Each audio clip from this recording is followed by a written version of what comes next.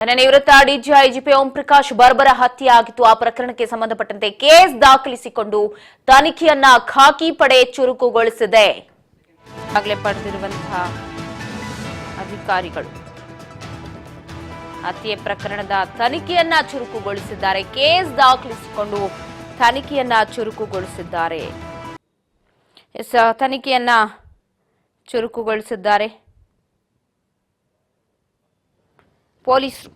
ನೆನೆ ಆದಂತಹ ಘಟನೆಗೆ ಸಂಬಂಧಪಟ್ಟಂತೆ ಇದೀಗ ಚುರುಕಾಗಿದ್ದು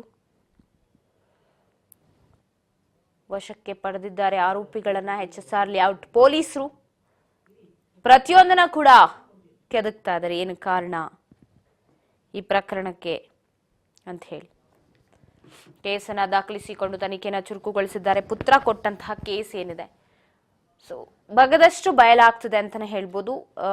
ಓಂ ಪ್ರಕಾಶ್ ಅವರ ಕೊಲೆಯ ವಿಚಾರ, ಪತ್ನಿ ಪಲ್ಲವಿ ಹಾಗೆ ಮಗಳು ಕೃತಿ ಇಬ್ಬರೂ ಸೇರಿ ಹತ್ಯೆ ಮಾಡಿದ್ದಾರೆ ಅಂತ ಹೇಳಿ ಈಗಾಗಲೇ ಪಲ್ಲವಿ ತಾನೇ ವಿಡಿಯೋ ಕಾಲ್ ಮುಖಾಂತರ ಎಲ್ಲವನ್ನ ಕೊಲೆ ಮಾಡಿದಂಥದ್ದನ್ನು ತೋರಿಸಿ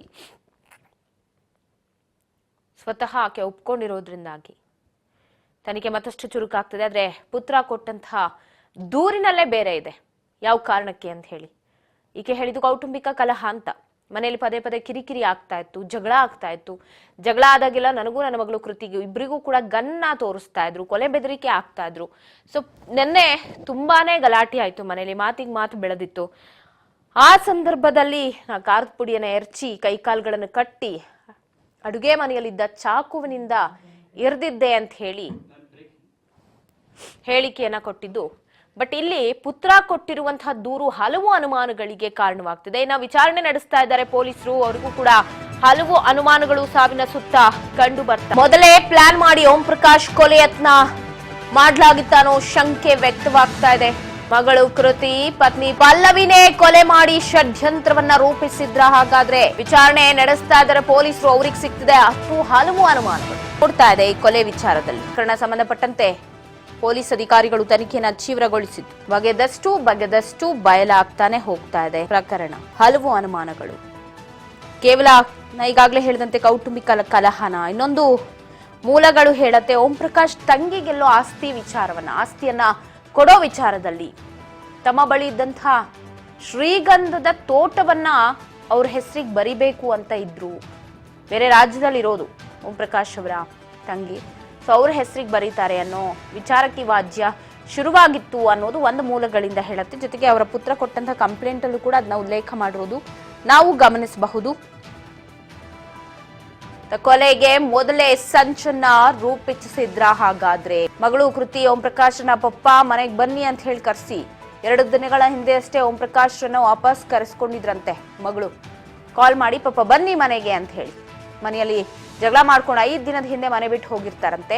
ಓಂ ಪ್ರಕಾಶ್ 5 ದಿನಗಳ ಹಿಂದೆ ಮನೆ ಬಿಟ್ಟು ಹೋಗಿ ತಮ್ಮ ಸಹೋದರಿಯ ಮನೆಯಲ್ಲೇ ಅವರು ಇರ್ತಾರೆ.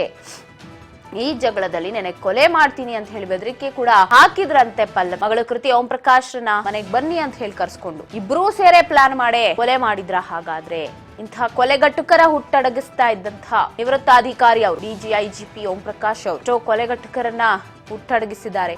ಇವತ್ತು ಅವರೇ ಕೊಲೆಯಾಗಿರೋದು. ಇದು ಒಂದ್ ರೀತಿ ದುರದೃಷ್ಟ ಅಂತಾನೆ ಹೇಳ್ಬೋದು. ಸೊ ಮೊದ್ಲೇ ಎಲ್ಲ ಪ್ಲಾನ್ ಮಾಡ್ಕೊಂಡು ಅಮ್ಮ ಮಗಳು ಅವ್ರನ್ನ ಕರ್ಸಿ ರೀತಿ ಕೊಲೆ ಮಾಡಿದ್ರ, ಸಂಚು ರೂಪಿಸಿದ್ರ? ಪದೇ ಪದೇ ಜಗಳ ಆಗೋದಕ್ಕೆ ಮೊನ್ನೆ ಒಂದು 5 ದಿನದ ಹಿಂದೆ ಜಗಳ ಆಗಿದೆ. ಮನೆಯಿಂದ ಹೋಗಿದ್ದಾರೆ ಅವ್ರ ತಂಗಿ ಮನೆಗೆ. ಸೊ ತಂಗಿ ಮನೇಲಿ ಇದ್ದವ್ರನ್ನ ಮಗಳು ಪುಸ್ಲಾಯಿಸಿ ಕರ್ಸ್ಕೊಂಡಿರೋದು, ಬನ್ನಿ ಮನೆಗೆ ಅಂತ ಹೇಳಿ ಕೂತ್ ಮಾತನಾಡೋಣ ಅಂತ. ಬಟ್ ಆಗಿರೋದು ಇಲ್ಲಿ ಕೊಲೆ. ಅಂದ್ರೆ ಎಲ್ಲ ಪ್ಲಾನ್ ಮೊದಲೇ ಮಾಡ್ಕೊಂಡಿದ್ದಾರೆ. ಖಾರದ ಪುಡಿ ಹಾಕಬೇಕು, ಕೈ ಕಾಲು ಕಟ್ಟಬೇಕು, ಚುಚ್ಚಬೇಕು ಅಂತ 1, 2 ಅಲ್ಲ 10 ರಿಂದ 15 ಬಾರಿ ಚುಚ್ಚಿದ್ದಾರೆ. ಇನ್ನೊಂದು ಅಂದ್ರೆ ಅವ್ರು ಹೇಳ್ತಾ ಇರೋದು ಮನೇಲಿ ಅಡ್ಗೆ ಮನೇಲಿರೋ ಚಾಕುವಿನಿಂದ ನಾವು ಚುಚ್ಚುದೆ ಅಂತ. ಅಡ್ಗೆ ಮನೆಯಲ್ಲಿರೋ ಚಾಕುವಿನಿಂದ ಅಷ್ಟೊಂದು ಭರ್ಭರವಾಗಿ ಹತ್ಯೆ ಮಾಡೋದಕ್ಕೆ ನಿಜವಾಗ್ಲೂ ಸಾಧ್ಯನಾ? ಹಾಗಾದ್ರೆ ಎಲ್ಲ ತಯಾರಿ ಮೊದಲೇ ಮಾಡ್ಕೊಂಡಿರಲ್ವಾ ಇವರು ಅನ್ನೋ ಅನುಮಾನ ಬರಲ್ವಾ? ಅಡಿಗೆ ಮನೇಲಿ ನಾವು ಈರುಳ್ಳಿ ಟೊಮ್ಯಾಟೊ ಹೆಚ್ಚೋ ಚಾಕು ತಂದು ಅಷ್ಟೊಂದು ಭರ್ಭರವಾಗಿ ಹತ್ಯೆ ಮಾಡೋದಕ್ಕೆ ನಿಜಕ್ಕೂ ಸಾಧ್ಯನಾ ಅನ್ನುವಂಥ ಪ್ರಶ್ನೆ ಬರುತ್ತೆ. ಸೊ ಈಗ ಅದೆಲ್ಲವನ್ನ ಕೂಡ ಕಲೆಕ್ಟ್ ಮಾಡ್ಕೊಂಡಿದ್ದಾರೆ ಪೊಲೀಸರು. ತನಿಖೆಯನ್ನ ಕೂಡ ನಡೆಸ್ತಾ ಇದ್ದಾರೆ. ಈಗಾಗಲೇ ಮೃತದೇಹದ ಮರಣೋತ್ತರ ಪರೀಕ್ಷೆ ಕೂಡ ಅಂತ್ಯವಾಗಿದೆ. ಇನ್ನೇನು ಕೆಲವು ಕ್ಷಣಗಳಲ್ಲಿ ಮೃತದೇಹವನ್ನ ಹಸ್ತಾಂತರಿಸ್ತಾರೆ. ತದನಂತರ HSR ಲೇಔಟ್ನ ಓಂ ಪ್ರಕಾಶ್ ಅವರ ನಿವಾಸಕ್ಕೆ ತೆಗೆದುಕೊಂಡು ಹೋಗಿ ಅಲ್ಲಿ ಸಾರ್ವಜನಿಕ ದರ್ಶನಕ್ಕೆ ಕೂಡ ಅವಕಾಶ ಮಾಡಿಕೊಡಲಾಗುತ್ತೆ. ಅದಾದ ನಂತರ ಮತ್ತೊಂದು ಕಡೆಗೆ ಅವರಿಗೆ ಗೌರವವನ್ನ ಸಲ್ಲಿಸ್ತಾರೆ. 3 ಗಂಟೆಗೆ ವಿಲ್ಸನ್ ಗಾರ್ಡನ್ ಚಿತಾಗಾರದಲ್ಲಿ ಅಂತಿಮ ವಿಧಿವಿಧಾನ, ಸರ್ಕಾರದ ಸಕಲ ಸರ್ಕಾರಿ ಗೌರವಗಳ ಜೊತೆಗೆ ಅವರನ್ನ ಅಂತಿಮ ವಿದಾಯ ಕೂಡ ಹೇಳಲಾಗುತ್ತೆ. ದೃಶ್ಯದಲ್ಲಿ ಗಮನಿಸ್ತಾ ಇದ್ರೆ ಹಾಸ್ಪಿಟಲ್ ವಿಜುವಲ್ಸ್ ಅನ್ನ ನಾವು ತೋರಿಸ್ತಾ ಇರೋದು.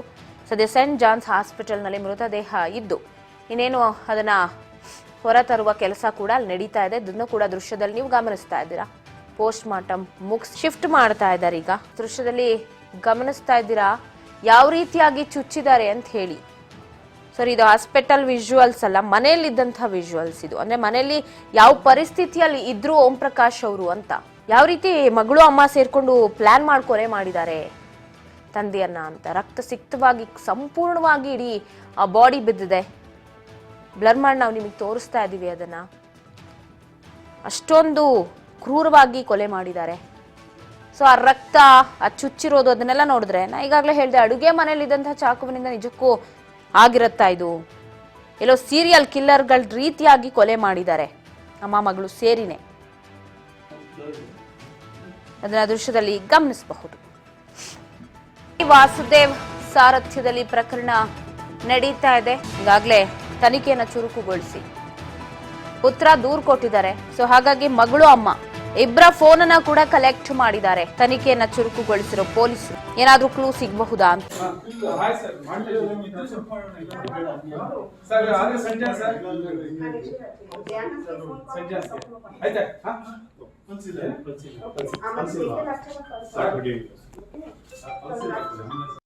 ಚೆಕ್ ಮಾಡ್ತಾರೆ ಸರ್, ಚೆಕ್ ಮಾಡ್ತಾರೆ.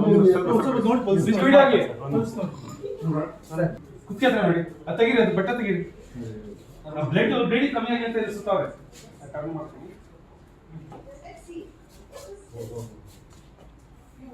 ವಿಡಿಯೋ ಮಾಡಿ ಬನ್ರಿ ರೇ, ಏನಾಗಲ್ಲ, ಮುಂದೆ ಬನ್ರಿ.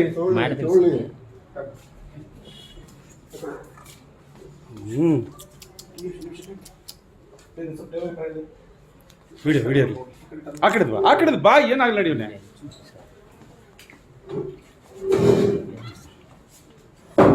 ಹೇಳಿ ಹೇಳಿ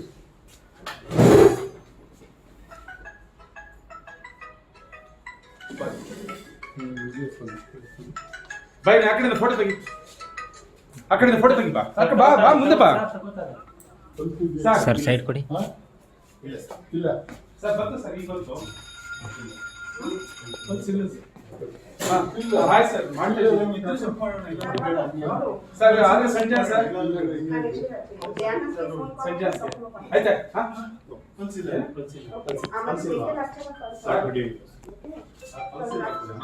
ಇಲ್ಲಿ ಚೆಕ್ ಮಾಡ್ತಾರೆ ಸರ್, ಚೆಕ್ ಮಾಡ್ತಾರೆ.